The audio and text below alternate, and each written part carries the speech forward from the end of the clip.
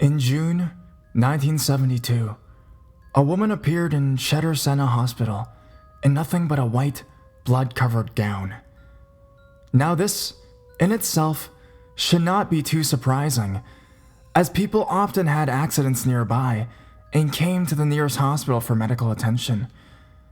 But there were two things that caused people who saw her to vomit and flee in terror. The first being that she wasn't exactly human. She resembled something close to a mannequin, but had the dexterity and fluidity of a normal human being. Her face was as flawless as a mannequin, devoid of eyebrows and smeared in makeup. There was a kitten clamped in her jaws, so unnaturally tight that no teeth could be seen, and the blood was still squirting out over her gown and onto the floor. She then pulled it out of her mouth, tossed it aside, and collapsed. From the moment she stepped through the entrance to when she was taken to a hospital room and cleaned up before being prepared for sedation, she was completely calm, expressionless, and motionless.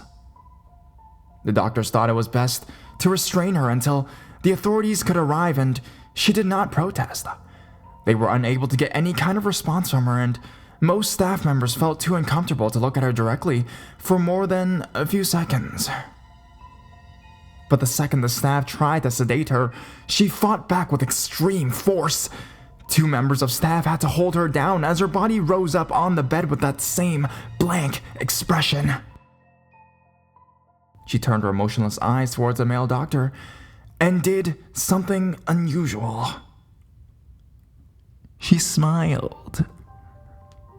As she did, the female doctor screamed and let go out of shock.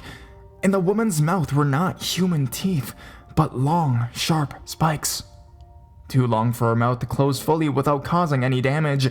The male doctor stared back at her for a moment before asking, "What in the hell are you?" She cracked her neck down to her shoulder to observe him, still smiling. There was a long pause. The security had been alerted and could be heard coming down the hallway. As he heard them approach, she darted towards, sinking her teeth into the front of his throat, ripping out his jugular and letting him fall to the floor, gasping for air as he choked on his own blood. She stood up and leaned over towards him, her face coming dangerously close to him as his life faded before his eyes. She leaned closer and whispered in his ear, "I am God." The doctor's eyes filled with fear as he watched her calmly walk away to greet the security men. His last sight ever would be watching her feast on them one by one.